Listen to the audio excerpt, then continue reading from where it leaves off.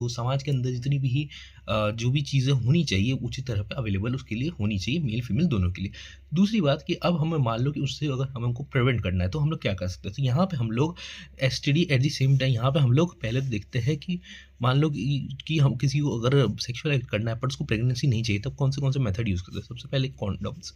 Condoms are basically barrier method. Condoms basically barrier method है जहाँ पे हम लोग जैसे कि अगर मेल कॉन्डम आता है फीमेल कॉन्डम आता है तो मेल कॉन्डम को आप पीनस के ऊपर आप जब वेयर कर लोगे उसके बाद अगर कोइटिस हुए तो फिर प्रेगनेंसी नहीं हो सकती because there is a barrier. तो वो पहली बात तो कि अनवांटेड प्रेगनेंसी बचाता है। दूसरी बात ये एसटीडी से प्रिवेंट करता है। एसटीडी कैसे प्रिवेंट करता है क्योंकि ऑब्वियसली आपने देखा कि वो एक लेयर कर देता है तो लेयर के कारण तो फ्लूइड एक्सचेंज नहीं होगा at the same time direct contact पे नहीं आएंगे। इसके कारण एसटीडी से प्रिवेंशन हो जाता है। एसटीडी प्रिवेंट कर देता है। तो ये यहाँ पर भी कॉन्डम का एक यूज़ हो सकता है। पहले तो प्रिवेंट अनवांटेड प्रेगनेंसीज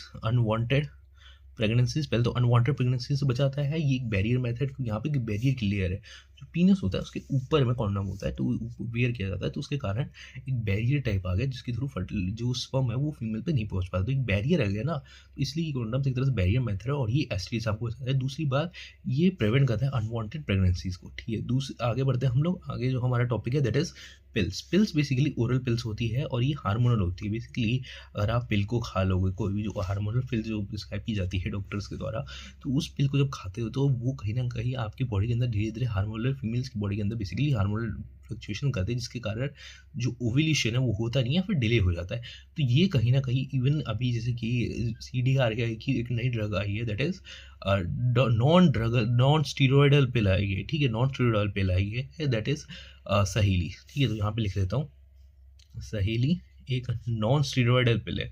ठीक है, नॉन स्टेरॉयडल पिल है मेन फोकस। नॉन स्टेरॉयडल पिल आई है जो कि बेसिकली क्या करती है कि वो आपको ओव्यूलेशन को ना रोक करके उसके रिसेप्टर पे कुछ ऐसे चेंजेस कर देती है जिसके कारण फर्टिलाइजेशन कहीं नहीं हो पाता। ठीक है, और दूसरा जो हमारा इसके बाद जो हमारा एग्जांपल है that is copper T. Copper T basically क्या होता है? कॉपर टी यहाँ पे एक कॉपर का एक टी शेप का होता है जिसको यूट्रस के अंदर इम्प्लांट कर देते हैं। अब ये जो है ये तरह से बैरियर मेथड भी हो गया, प्रिवेंट करता है। At the same time copper T से जो हार्मोन रिलीज होते हैं कहीं ना कहीं मतलब बैरियर किसके लिए जो इम्प्लांटेशन होगा उसके लिए बैरियर होगा क्योंकि ऑब्वियसली यहाँ पे ऑलरेडी कॉपर टी लगा हो तो कैसे इम्प्लांटेशन होगा।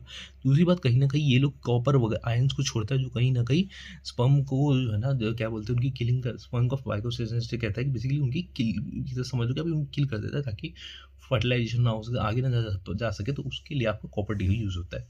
दूसरी बात परमानेंट मेथड जैसे कि वेसेक्टोमी और ट्यूबेक्टोमी। वेसेक्टोमी और ट्यूबेक्टोमी